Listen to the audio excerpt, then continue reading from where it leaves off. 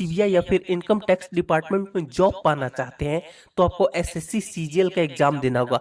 जी हाँ, SSC CGL को mini UPSC भी कहा जाता है।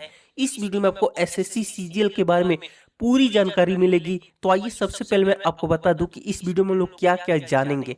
इस वीडियो में हम लोग जानेंगे कि एसएससी सीजीएल क्या होता है, एसएससी सीजीएल का एग्जाम कौन दे सकता है, एसएससी सीजीएल के लिए एज लिमिट कितनी होनी चाहिए, हाइट कितनी होनी चाहिए, एसएससी सीजीएल के एग्जाम किस तरीके से होते हैं, क्या एग्जाम पैटर्न होता है, सिलेक्शन प्रोसेस क्या है, अगर आप एसएससी सीजीएल का एग्जाम क्लियर कर लेते हैं तो आपको कितनी सैलरी मिलेगी और आपका प्रमोशन कैसे होगा।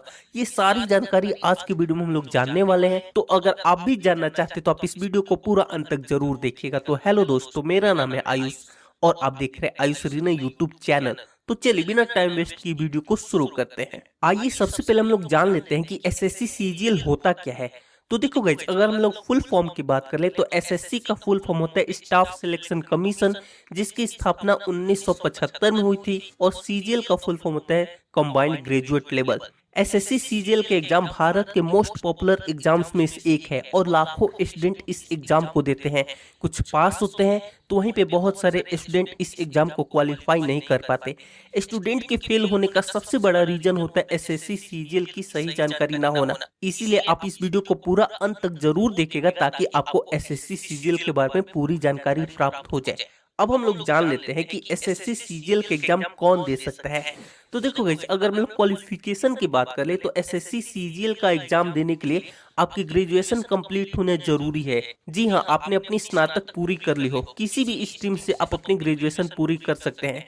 चाहे आपने बीए किया हो, बीकॉम किया हो, बीएससी किया हो, बी फार्मा किया हो, बीटेक किया हो, किसी भी सब्जेक्ट से किसी भी स्ट्रीम से अगर आपने ग्रेजुएशन कंप्लीट की है तो दोस्तों आप एसएससी सीजीएल का एग्जाम दे सकते हैं। एक और चीज जो बहुत सारे स्टूडेंट के मन में डाउट होता है कि कितने परसेंटेज मार्क्स होने चाहिए। तो देखो, आपके एकेडमिक में कितने परसेंटेज मार्क्स है उससे कोई भी फर्क नहीं पड़ता। अगर आपके 33% मार्क्स है और अगर आप पास हो तो दोस्तों आप एसएससी सीजीएल के लिए एलिजिबल हो, आप इस एग्जाम को दे सकते हैं। अब हम लोग बात कर लेते हैं कि एज लिमिट कितनी होनी चाहिए। तो देखो गाइस, एसएससी सीजीएल के लिए जो एज लिमिट है 18 से 32 साल के बीच आपकी एज लिमिट होनी चाहिए। यह है जनरल कैटेगरी के स्टूडेंट के लिए। अगर आप ओबीसी से आते हैं तो जो आपकी एज लिमिट हो जाएगी 18 से 35 साल, और अगर आप एससी और एसटी से बिलोंग करते हैं तो जो आपकी एज लिमिट होगी 18 से 37 वर्ष तक होगी। हमने एज लिमिट जान लिया, अब हम लोग बात कर लेते हैं हाइट के बारे में। तो देखो, अगर हम लोग हाइट की बात कर ले तो मेल कैंडिडेट की हाइट 157 सेंटीमीटर होनी चाहिए। वहीं पे अगर आप एक फीमेल कैंडिडेट है तो आपकी हाइट 152 सेंटीमीटर होनी चाहिए। एक चीज मैं आपको बताना चाहूंगा कि जो हाइट है ये सभी पोस्ट के लिए नहीं होता, किसी किसी पोस्ट के लिए हाइट रिक्वायरमेंट होती है। बाकी जो अदर पोस्ट है उसमें आपको हाइट कम हो ज्यादा हो उससे कोई भी फर्क नहीं पड़ता। आइए अब हम लोग बात कर लेते हैं एग्जाम पैटर्न के बारे में, क्योंकि दोस्तों ये समझना बहुत ज्यादा जरूरी है। एसएससी सीजीएल में बेसिकली 4 स्टेज होते हैं जिसको tier 1, tier 2, tier 3 and tier 4 कहा जाता है। जो टीयर 1 होता है ये क्वालिफाइंग होता है। इसमें बेसिकली आपके 4 सेक्शंस होते हैं, English, mathematics, general awareness and reasoning. ये चारों सेक्शन से 25-25 क्वेश्चन आते हैं।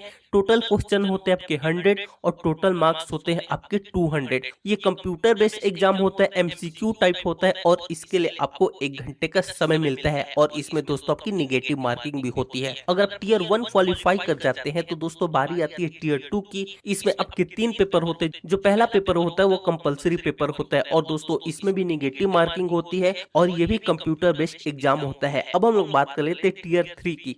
तो दोस्तों टीयर 3 होता है डिस्क्रिप्टिव टाइप पेपर होता है, यानी कि इसमें आपको letter writing and essay writing लिखने को आती है। ये 100 नंबर का होता है और इसके लिए आपको 1 घंटे का समय मिलता है। इसमें आपको बस क्वालिफाई करना होता है 33% मार्क्स से। और जो टीयर 4 होता है ये सभी पोस्ट के लिए नहीं होता है। ऑडिटिंग वगैरह से रिलेटेड जो पोस्ट है उसमें टीयर 4 होते हैं। इसमें आपको टाइपिंग वगैरह और स्किल टेस्ट चेक की जाती है। दोस्तों अगर आपको पूरे डिटेल में एग्जाम पैटर्न जानना है तो आप हमारी वेबसाइट पे जा सकते हैं। वहां पे इससे रिलेटेड आर्टिकल लिखे जिसमें आपको पूरे डिटेल में एग्जाम पैटर्न एंड पोस्ट के नेम लिखे गए हैं। आप उस आर्टिकल को पढ़ लीजिए, उसका लिंक मैं आपको डिस्क्रिप्शन बॉक्स और कमेंट में पिन कर दूंगा। अब हम लोग जान लेते हैं सिलेक्शन प्रोसेस के बारे में। तो देखोगे, सबसे पहले तो आपका रिटन एग्जाम होगा टीयर 1, टीयर 2, टीयर 3। अगर ये सब कुछ आपका क्लियर हो जाता है तो दोस्तों उसके बाद आपकी एक मेरिट बनेगी। मेरिट में अगर आप क्वालिफाई कर जाते हैं तो दोस्तों उसके बाद आपका होगा डीवी यानी कि डॉक्यूमेंट्स वेरिफिकेशन। डॉक्यूमेंट्स वेरिफिकेशन में सारी डिटेल्स मिलाई जाएंगी आपकी एकेडमिक की, जो अपने फॉर्म भरते समय दिया था वो सही है फिर नहीं।